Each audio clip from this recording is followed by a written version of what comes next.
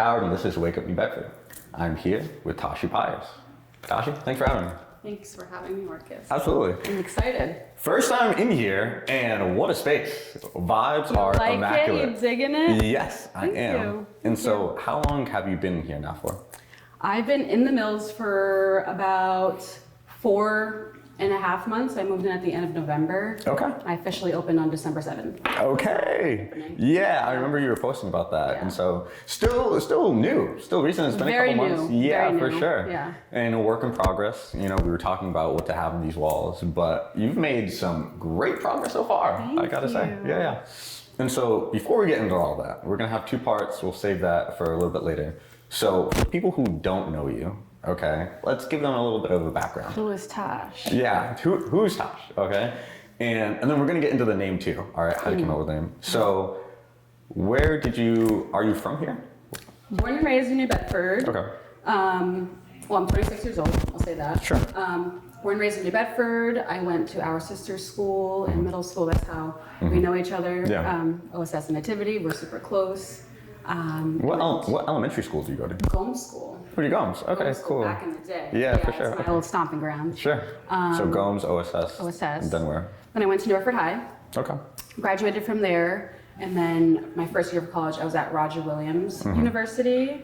I ended up transferring from there to UMass Dartmouth, where I completed my bachelor's in marketing, and then I did my MBA there as well. Okay. Throughout that time, I was working at the New Bedford YMCA. Sure. Still working at the New Remember Bedford that. YMCA Yeah, one okay. day a week. I love my Y. Shout out to my Y people. And then I ended up going back to our sister school, working as the admissions and outreach coordinator and graduate sport associate. And then somewhere throughout all there, I started Taj. Like many other businesses, we'll get into it, but started off as Sure. a COVID hobby, COVID experiment. Okay. And then it just kind of flourished. Yeah. And so, when you were younger, did you have an idea of what you wanted to do? Was it to start a business, or did you have something totally different? For the longest time, I wanted to be actually a marine biologist.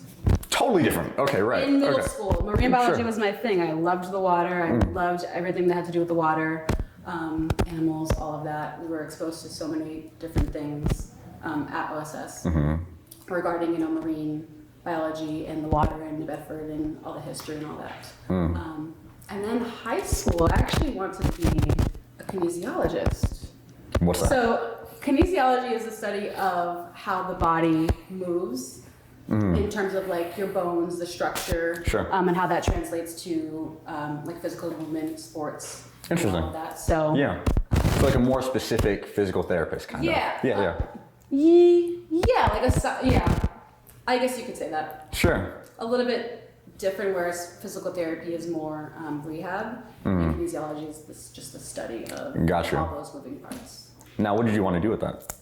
I don't really know. You were just interested. Yes. Yeah. I mean, Okay. I've liked sports all my life. I played sports for a number of years. And so it kind of seemed like a very natural fit, like next step. It was funny, I was actually going through my Google documents the other day and I saw one of when I started applying to colleges. And it was major at the top, and the first one was kinesiology. I was like, that makes so much sense. Yeah. It makes so much, like, I wish I had, looking back, I wish I had experimented or like trusted my gut more in that route. I think that's something that I am still to this day interested in. Sure. And would have liked to explore, but. And so, talk to me about Tashy Fits. Oh God! Of course. I mean, we're talking about fitness, so we yes. have to. Okay. So, one, do you still take fitness that seriously, or have you had to shift your energy into creating a business? Or talk to me about starting that page. What was the inspiration to start that That's page? actually so funny that you bring that up. Sure. And I think like thinking back on the kinesiology, that was sort of natural again. That's what next I'm saying. Step. Yeah. And so back before fitness influencing was really cool, I had started an Instagram page called Tashy Fit. And my love for fitness has only grown exponentially throughout the years. Like I've always been very active, whether it was playing sports or just walking, going on hikes. Just being outside, being active has always been my jam. Okay. And so I created the page. I want to say I was a freshman in college, because if you go back, I haven't been on the page in a number of years. Yes, I think it still says I'm 18 years old on the page. And so, yeah, I just created it as an outlet to, you know, show people my passion and hopefully inspire other people. I was made fun of a little bit for those protein pancakes. If you go back and see, I will say they didn't look the most appetizing, but you know, I was still finding my way, and I feel like that was the foundation to sort of how serious I take fitness and my health and well-being now. And so that's actually really funny that you bring that up. No, of course. I'm actually going to go back and try to log into the page. But I was partnering with, I want to say it was one of the protein brands out there. They had a student ambassador program. And so I had signed up just for funsies, just to see, and they were like, "You're in." And I was like, "Oh, cool." So they sent me a whole bunch of stuff, and it was my job to like set up around campus and get people to try their products. There was a bunch of free samples. Interesting. They had like little towels. I think it was 6 Star. Was the name of the brand, 6 Star Nutrition. And so I had to post pictures like with the products, and it was just, that was a really fun time. So you enjoyed that experience? I did. I did. I don't know if I would do it these days, just because the health and wellness industry is so filled with, I want to say garbage, but a lot of fraud.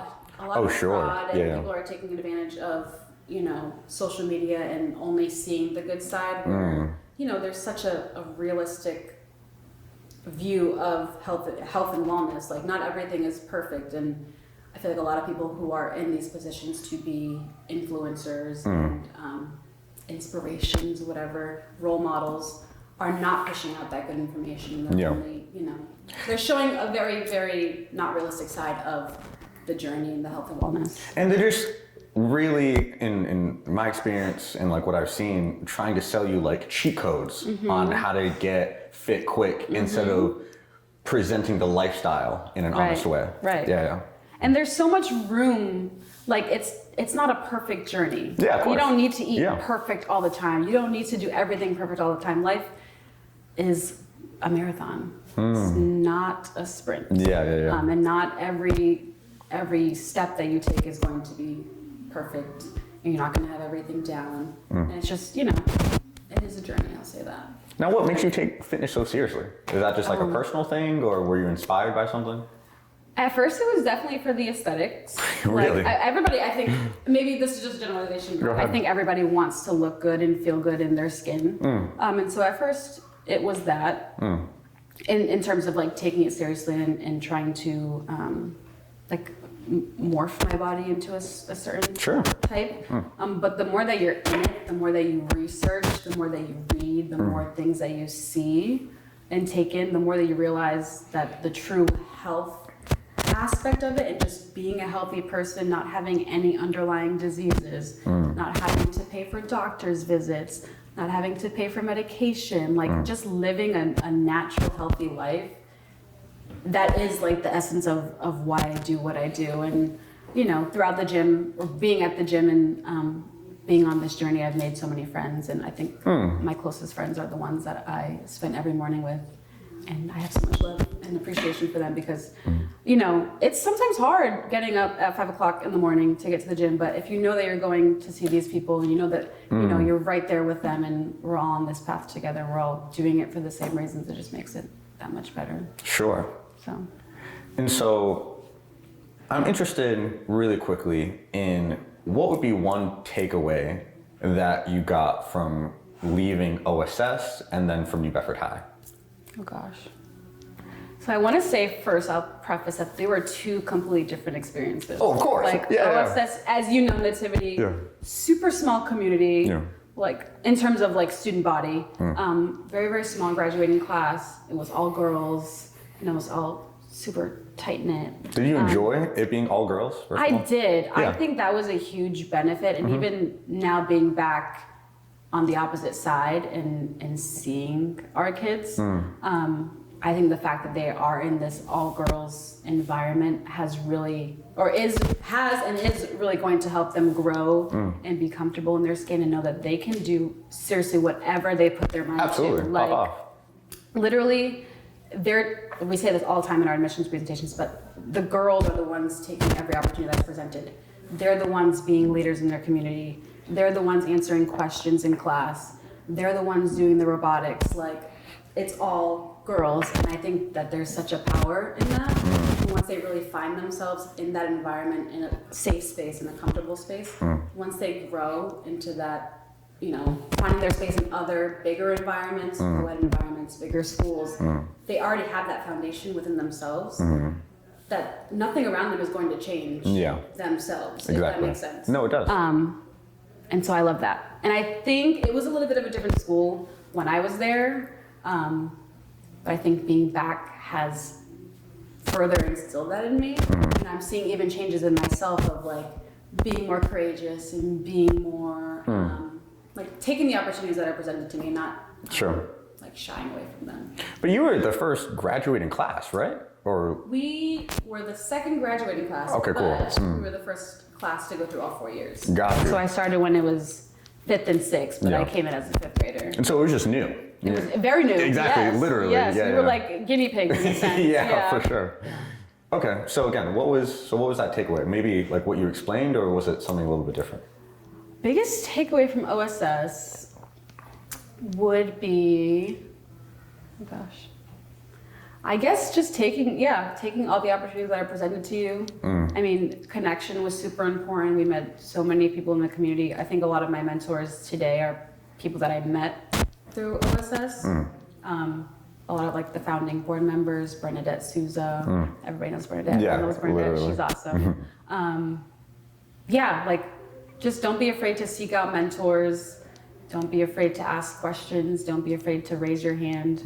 There's no such thing as, you know, a wrong question or a wrong, I mean, there are wrong answers, but not a wrong question. Sure. Just go throughout life and the world being yourself, and the right people will follow. And do you feel like you were an extrovert or introvert going into OSS? Going super introvert. Oh, really? I feel like I am still super introverted. Really? Okay. It's weird. The whole introvert extrovert ordeal. I'm like, sometimes I'm extroverted, I guess. Like, I love connecting with people, like the work that I do at the Y. I love being at the front desk and saying hi to people and asking them how they're doing and making people feel welcome. Like, I like that aspect. But to really get to know me, like it's not just anybody. And so I feel like in that respect, I am introverted. Like, I'm not just gonna go out and tell everybody my life story the first time that I meet them, you know? For sure. So. Okay. And then, so now going to New Bedford High, what would you say was, first, do you enjoy that experience? I loved New Bedford High. Really? I get so upset when anybody talks trash about it. I'm like, even now, like with the Academy of Honors and everything they're doing with robotics and engineering, and it's an amazing school. Nice. It might not be for everybody, like not every place is for everybody, but I have nothing but good things to say about my experience at Bedford High. Amazing. I loved it. All the teachers were very supportive. I mean, even still to this day, there are some that I am in contact with in some administration. So what would you say was your biggest takeaway from there? Just I would say to anybody who's going through the process of high school, and this could be anywhere, every school is going to be filled with the negativity or, you know, the crowds that you should stay away from. But if you have your goal in mind, keep that goal, keep that vision, and just go for it. Like, don't be too involved in things that don't concern you, if that makes sense. Just keep your head forward. Do what you got to do. Have fun. High school was such a fun time. I would probably go back to high school if someone was like, pick a year to go back to. I'd be like, 2013. Let's go. Let's try this again. That was a good year. Let's try it again. No, I love New Bedford High. Okay. And when you were describing that, you know, have a goal in mind, you know, it definitely brought up the word being intentional. Yeah, for sure. I told you. I told you we're going to talk about it. It was a That's wraparound. There's a point, you know? And so you're talking about kinesiology. Okay. Where does your interest for marketing come from? And when did that start? I'm going to be 1,000% transparent with you. Go ahead. It was so random. Really? It was so random. Okay. I will say I felt like I did lack a little bit of guidance in terms of college prep. I wish I had myself been more open about my needs and what I was looking for in terms of like adult guidance. Sure. Like, I wish I had spoken to people from, there's a college prep, I'm sure, access program. I wish I had been more intentional about, you know, seeking out those mentors and seeking out that help. Sure. I think that would have led me to actually doing something that I wanted. And at that time, there's a lot of pressure. Like, everybody sort of knows what they want to do, and nobody ever wants to feel left out. And I think that's what I was feeling like. I have to pick a good school. I have to pick like a prestigious school. I have to do something that sounds to everybody else impressive. Sure. And that kind of stems my whole life. I've been a people pleaser, and I've done things a lot to look good in the eyes of others and not necessarily for my own intrinsic reasonings. Sure. So it was honestly just very random. It's very broad, I guess. Marketing is very general. Okay. And so I was like, yeah, I'll just go to school for marketing and it'll be fine. And Roger Williams is a beautiful school and it sounds really nice and everyone's going to be so proud of me. And I think that above everything else is why I chose marketing. And then once I was in school, I just was doing it. Sure. Yeah. I never had the courage to like sit and really think with myself, like, is this something that I see myself doing? It came very easy to me. Like, it's not a very difficult subject matter. Okay. I mean, it sounds useful if you're going to start your own business. Yeah. Right? Yeah, in that sense, it was kind of fortuitous that I had chosen to do that because I never had a plan to start my own business. I never had, I guess, a desire to do so. Like, it wasn't an initial thought in my head, like, oh, yeah, I'm going to be a business owner. And so even when you were doing marketing, you didn't see an end goal. You just, like you said, it was random, something to do, and we're just going to go with the flow for right now. Yeah, I was thinking of going into like data analytics, like a more, I guess, data side to it or data outlook. Sure. That I was interested for a while until I took a class in actually my MBA, and I was like, yeah, this is not for me. Sure. Not for me. And sometimes, you know, you don't connect well with a professor that's teaching and it kind of turns you off from the whole entire thing. Sure. And so I'm not putting any blame on anybody, but it didn't like pique my interest as much as I was anticipating it to. What was your favorite class going through school? Like, were you more of a math person or something else? School in like my entire schooling or specifically I mean, did it college? change?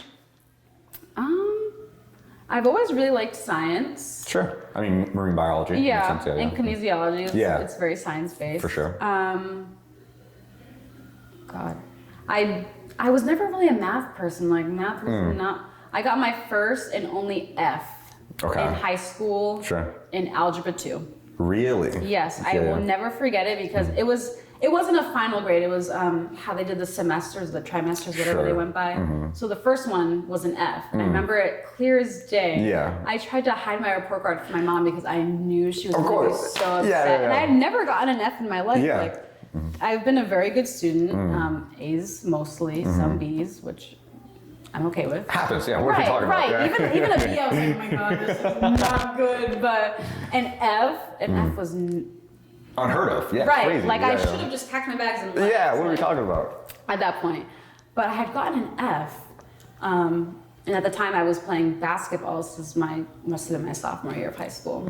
And my mom was like, you have to quit playing basketball because you need to get this grade up. And I was like, it's fine, I don't even like basketball anymore. Like, I was actually terrible at it. Actually really wasn't that good. Sure. But it was fun and being active and I had friends that played and it was cool. But I did end up getting some help and I raised my grade from an F to whatever it was, a B. Sure. But math, that's all to say that math was never my thing. Okay. It still is not my favorite. And was that data analytics? Did it have to be more math-based or was it more conceptual? It's more, it's more it's all coding. Oh, interesting. Yeah, okay. So the one class that I did take, I can't remember the name of, but it was pretty much an introduction to C, which is the coding, like a Python or like a Java. Sure, the language. Okay. But there's a certain word for it. I mean, I'm so far from coding. You are? Okay. Yeah. The word is going to come to me, but there is a word for it. Not just a language, but... Like a script or... Platform or... Sure. I don't know. This is why I'm not data analytics. Cool. Okay. But I took the class, and what it is just inputting information, like sets of data, and creating visuals, so graphs, charts, to explain the story behind the data. Yeah, that makes sense. And so I was like, this sounds interesting. Like, I like data, I like photos, very visual. Yeah. I would say I'm like a cross between visual and kinesthetic learner. Like I like doing things with my hands. Yeah. That's how I learn best, is by building. But that was just not it. It was just not that class. No.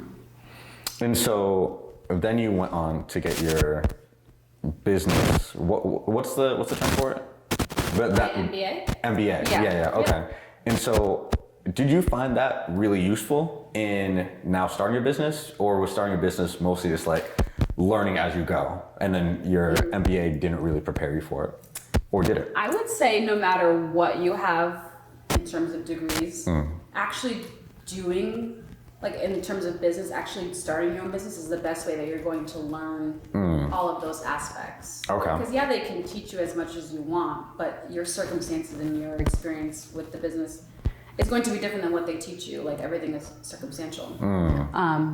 And so I wish I had taken it a little bit more seriously. Okay. But, like, if I had the vision that I have today and the knowledge that I have right now, knowing that I was going to start this, I would have done the MBA a lot differently.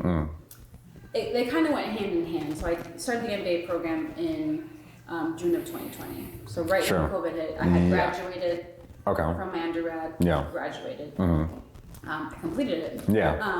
In May of 2020, and then everything obviously was hitting the fan at that point. People were getting laid off, furloughed. I was like, there's no way that I'm finding a job in this market as a new grad. So I was like, perfect opportunity to just extend my education. So I ended up doing an accelerated 1-year program at UMass Dartmouth for my MBA. And at the same time, I was kind of playing around with Taj. At that point, actually, it was called Tashy Made It. Okay. That was the OG name. Okay, cool. And it wasn't really a business at that point. It was more so like, I had nothing to do. Let me just play around. I was into arts, like artsy stuff and crafts, and I like jewelry, and I like doing things with my hands. So let me just try this. Let me just try it in the meantime when, the world is on fire. Yeah. I need to have an outlet, a creative outlet. And so going back, if I had known that this was going to be my next step in life, I definitely would have done a little bit more to prepare myself. But it was a good program. It was all online too, which I think was difficult. Really grasping the material when you're more or less teaching yourself. I'm taking 3 online classes right now. So I know. It's not for everybody. Yeah, you're not going to learn much from it. I'm so much of an in-person learner. I can tell that. Yeah. Like what is that supposed to mean? Interaction. Oh, I'm kidding. Yeah. No, but you're right. Like that must have been a really hard time, especially when you're getting your master's. Like you're trying to learn, but then it was a bad time for it. We got through. We did it. But yeah, I definitely would have taken more notes. For sure. Taken more notes. Yeah.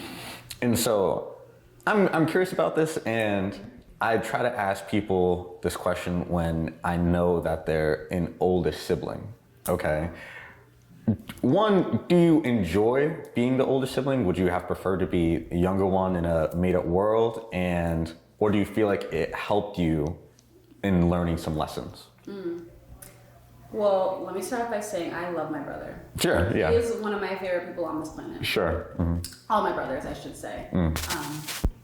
But being an older sibling, I have always said that I wanted an older sister. Okay. And I think it's just because I have all these brothers, and I'm the only girl. But an older sister would have been nice, just to like learn life with. Sure. I'm sure she'd have tons of advice for me, and be a sort of inspiration and a role model to look up to. Sure. But I feel like I have assumed that role for my siblings. Like I'm very motherly with them. I'm like, really? What did you eat today? You do your homework. You need new shoes. What do you need? You need $5. So I wouldn't trade that for anything because I like having them. They're like my little babies. But I also learned from them. Yeah. Even being the oldest, Yeah, all the time. Like Devon is very, very intuitive. He's very smart. He knows a lot about the world. Sure. And he's very observant. And so I feel like he has definitely taught me some lessons as well. Sure. So. Okay. And so, are you guys all living at home, or do you have your own place at this point? So I live at home with my Yeah. mom and my dad. Yeah, nice. And then my youngest brother, he's my half brother. So he lives with our dad and his mom. Sure. And then Devon Yeah. lives, In the house, yeah. Okay. Yeah. And we have an older stepbrother, but he lives in Boston. Sure. Okay.